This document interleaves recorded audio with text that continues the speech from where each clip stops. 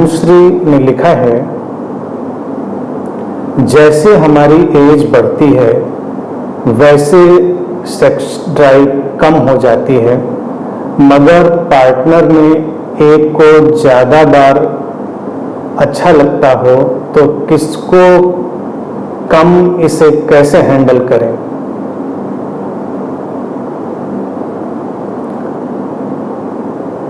Sexual drive एक बहुत सोचने का इशू है, विषय। केवल एजिंग के साथ ही नहीं, एजिंग के साथ, उम्र बढ़ने के साथ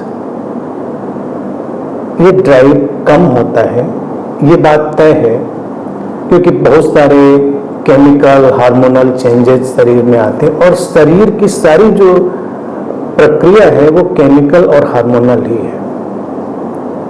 लेकिन वैसे भी दो लोगों के भीतर जो ये सेक्सुअल ड्राइव है ये एक जैसा हो ऐसा आवश्यक नहीं होता। अलग अलग स्त्रियों, अलग अलग पुरुषों के अंदर अलग अलग उसका अनुपात रहता है। और स्त्री पुरुष संबंधों में, खास तौर से विवाह के संबंधों में देखा जाए, ये जो असंतुलन है ये बड़ी अड़चन भी लाता है। अड़चन ऐसे लाता है कि हम बहुत कुछ तो देख लेते हैं, लेकिन इस बात को देखने समझने का कोई उपाय नहीं, व्यवहारिक रूप से भी कोई उपाय नहीं। हम बाहर से इसको तय नहीं कर सकते, देखकर समझ नहीं सकते, और तब उस असंतुलन के कारण बहुत सारी दिक्कतें आती हैं। लेकिन मुझे लगता है कि हम सचेतन संबंधों की एक यात्रा में, विवाह को तो मैं एक सचेतन संबंध की यात्रा के रूप में ही देखना पसंद करूंगा। अन्यथा तो फिर वो एक आंख पर पट्टी बांधकर एक दूसरे को धक्का देते हुए चलते जाने की एक प्रक्रिया भी बन सकता है। पूछा है समाधान, समाधान तो हमेशा संवाद ही है। जितना सहज सटीक संवाद, उतना ही किसी भी समस्या का समाधान निकलेगा। यहां तक कि जो हमारी ये सेक्सुअलिटी है उसका भी समाधान संवाद से ही निकलता है। हम हजार तरह की बातें करते हैं, लेकिन अपने संबंधों में हम इस महत्वपूर्ण विषय की खुलकर बात नहीं करते जो कि होनी चाहिए। बात करते हैं तो अधकचरे ज्ञान से करते हैं, चाइल्डिश करते हैं, या कुछ और उसमें कलर सम डालते हैं, लेकिन उसमें जो संवेदनशीलता, समझ और उसके साथ आगे चलने की जो भावना हो, उसके साथ कम ही लोग संवाद करते हैं। ऐसा नहीं करते हैं, बहुत लोग करते हैं, और जो संवाद में जाते हैं वो समाधान तक भी पहुंचते हैं। अंतर तो रहेगा, स्त्री और पुरुष के संबंधों में ये अंतर तो रहेगा ही, इसको हमेशा मानकर चलना चाहिए और हमको इसमें सामंजस्य बिठाना पड़ेगा। सामंजस्य ही बैठाला जा सकता है, क्योंकि सीधा सीधा ब्लैक एंड व्हाइट में कोई इसका सलूशन निकलेगा नहीं। कभी कोई 2 कदम आगे चलता है, कभी 2 कदम कोई पीछे चलता है। संबंध इसीलिए सहयात्रा है। सहयात्रा में हम अपने को एडजस्ट करते हैं थोड़ा आगे पीछे। तो इन बातों को हमें उस दृष्टिकोण से देखना पड़ेगा। वो उम्र का कोई भी पायदान हो, और एजिंग, उम्र बढ़ने के साथ मुझे लगता है समस्याएं और विचित्र होती हैं। उसको हमें देख लेना पड़ेगा, उस पर कोई ध्यान नहीं देता। अगर मानसिक भावनात्मक परिपक्वता न बढ़ती जाए उम्र के साथ, तो समस्याएं और गंभीर हो जाती।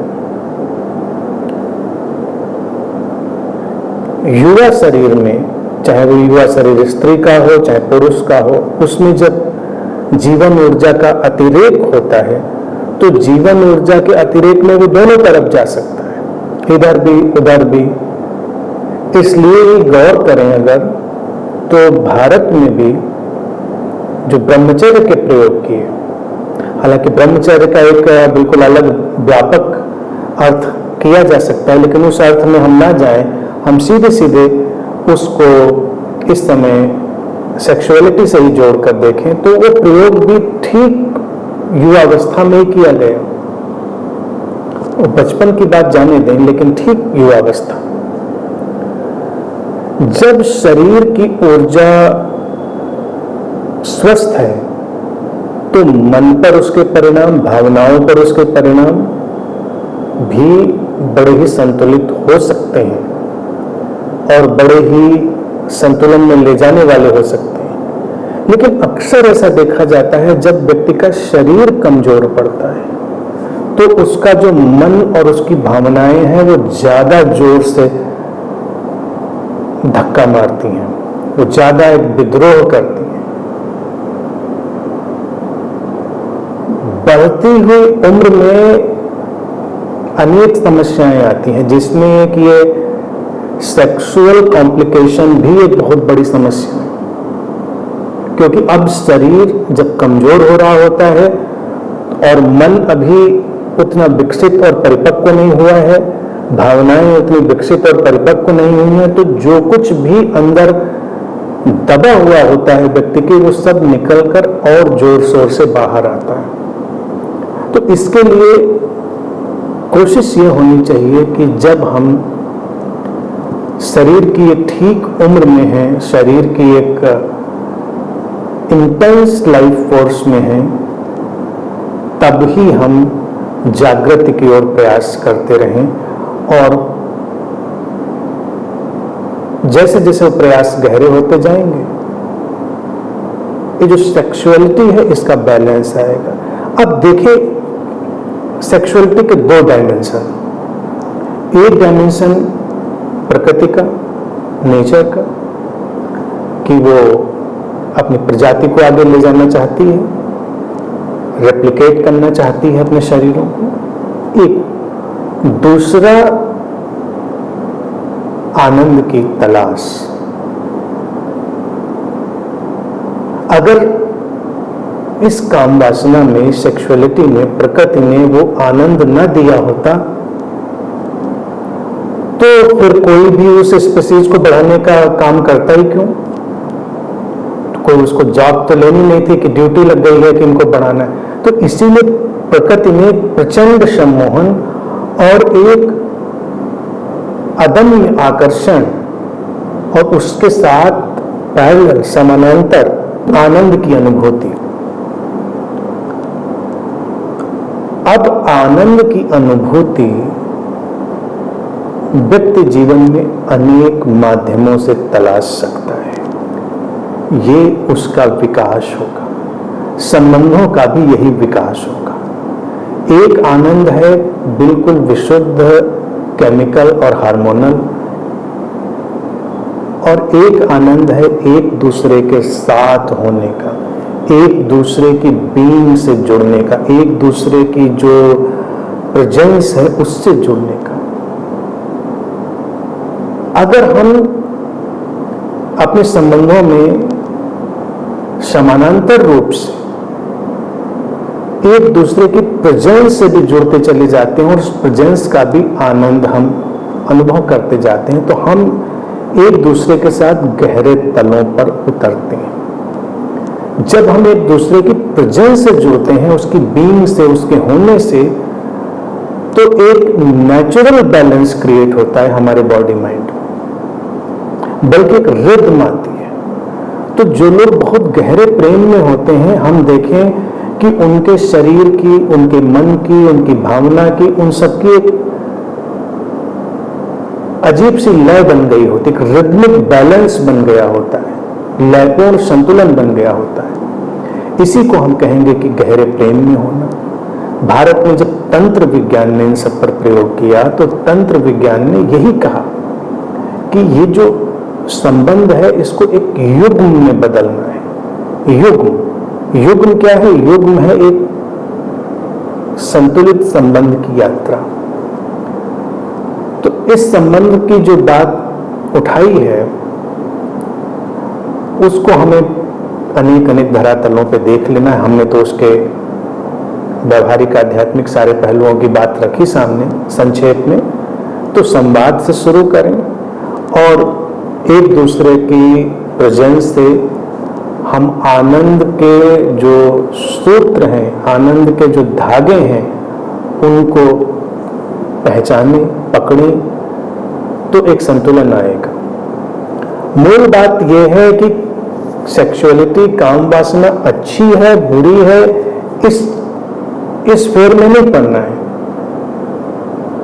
इस उलझन में और इस स्टुपिडिटी में किसी को नहीं पड़ना है। क्योंकि तमाम कल्ट, तमाम ऐसे संप्रदाय जो हैं वो इसी दुविधा में डाल देते हैं कि अच्छा है बुरा है, यानी कि बुरा ही कहते हैं, अच्छा तो कब कहना है उनको।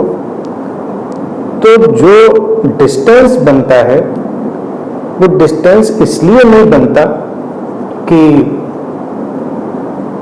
व्यक्ति की जो नेचुरल डिजायर है, नेचुरल इंपल्स है, वो भिन्न हो गया है।